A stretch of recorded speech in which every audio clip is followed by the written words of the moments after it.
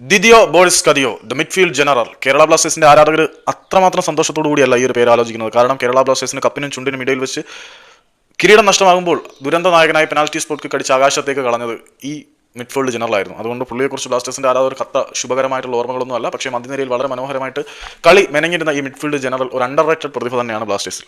ഈ ഒരു താരം കേരള ബ്ലാസ്റ്റേഴ്സിനെ കുറിച്ച് ഇപ്പോഴും മനോഹരമായിട്ടുള്ള ഓർമ്മകളിൽ തന്നെയാണ് ജീവിക്കുന്നത്. കാരണം അദ്ദേഹം കഴിഞ്ഞ ദിവസം അഭിമുഖത്തിൽ പറഞ്ഞിട്ടുള്ള വാചകം എന്താണെന്ന് വെച്ചാൽ, ഞാൻ ഇന്ത്യയിലേക്ക് വരുന്നതിനെക്കുറിച്ച് വളരെയധികം ആശങ്കപ്പെട്ടിരുന്നു. കാരണം എൻ്റെ ഏജന്റ് ഇന്ത്യൻ ക്ലബിനെ കുറിച്ച് പറയുമ്പോൾ ഞാൻ അത്ര വലിയ താല്പര്യമൊന്നും കൊടുത്തിരുന്നില്ല. പക്ഷേ ഇവിടേക്ക് വന്നപ്പോൾ ഞാൻ ഞെട്ടിപ്പോയി. കേരള ബ്ലാസ്റ്റേഴ്സിന്റെ ആരാധകർ നൽകുന്ന സ്നേഹം അത്രമാത്രം അഭൂതപൂർവ്വവും അവിശ്വസനീയമാണ്. അവിടെ കളിച്ചുകൊണ്ടിരിക്കുന്ന ഓരോ നിമിഷവും ഞാൻ വളരെ സന്തോഷത്തോടു കൂടി തന്നെയാണ് ആലോചിക്കുന്നത്. എനിക്ക് ഉറപ്പിച്ച് പറയാൻ പറ്റും, ഇന്ത്യയിൽ വേറെ ഒരു ആരാധകരും കേരള ബ്ലാസ്റ്റേഴ്സിന്റെ ആരാധകരുടെ അത്ര ശക്തരല്ല.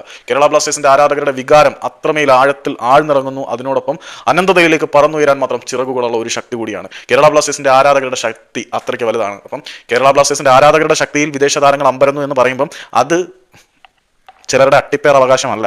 ബ്ലാസ്റ്റേഴ്സിന്റെ ആരാധകരുടെ അവകാശം മുഴുവൻ, അല്ലെങ്കിൽ ബ്ലാസ്റ്റേഴ്സ് ആരാധകർ മുഴുവൻ ഞങ്ങളാണ്, ഈ ആരാധകരുടെ നേട്ടങ്ങളെല്ലാം ഞങ്ങളുടേതാണെന്ന് പറഞ്ഞ് ബ്ലാസ്റ്റേഴ്സിന്റെ ആരാധകരുടെ ആ ക്രെഡിറ്റ് മൊത്തം അട്ടിപ്പേർ അവകാശം എടുത്തുകൊണ്ട് പോകുന്നവന്മാർക്ക് ഇവിടെ കയറി കളിക്കാൻ പറ്റത്തില്ല. കാരണം ഇവന്മാരൊക്കെ ഉണ്ടായി വരുന്നതിന് മുമ്പേ തന്നെ, ഇവന്മാരൊന്ന് ഓർഗനൈസ്ഡ് ആയി വരുന്നതിന് മുമ്പേ തന്നെ ഇവിടെ തെളിഞ്ഞവരാണ് ഇവിടുത്തെ ആരാധകർ. 2014 ഇന്ത്യൻ സൂപ്പർ ലീഗിന്റെ ആദ്യ സീസണിൽ ഉണ്ടായ ഓളമൊന്നും പിന്നീട് ഉണ്ടായിട്ടില്ല. ആ ഓളത്തിൽ അന്ന് ഈ അട്ടിപ്പേർ അവകാശം ഉണ്ടാക്കാൻ വരുന്നവന്മാരൊന്നും ഇല്ലായിരുന്നു. സോ ബ്ലാസ്റ്റേഴ്സിന്റെ ആരാധകരും ആരാധകരുടെ വികാരവും ആവേശവും ഒക്കെ പറയുമ്പം ഈ അട്ടിപ്പേർ അവകാശം എടുക്കാൻ വരുന്നവർ പിന്നീട് വന്നവരാണ് എന്നുള്ള സാധനം കൂടി ഒന്ന് മനസ്സിലാക്കണം. നിങ്ങളുടെ വികാരവും ആവേശവും ഒന്നും 2-3 അവന്മാർ ചേർന്ന് നിങ്ങൾക്ക് തന്നതല്ല, നിങ്ങളുടെ ഉള്ളിലുള്ളതാണ്. അതുകൊണ്ട് അട്ടിപ്പേർ അവകാശം ഏറ്റെടുക്കാൻ വരുമ്പം കുറച്ചൊക്കെ ഐഡന്റിറ്റി സൂക്ഷിക്കുന്നത് നല്ലതാണ്.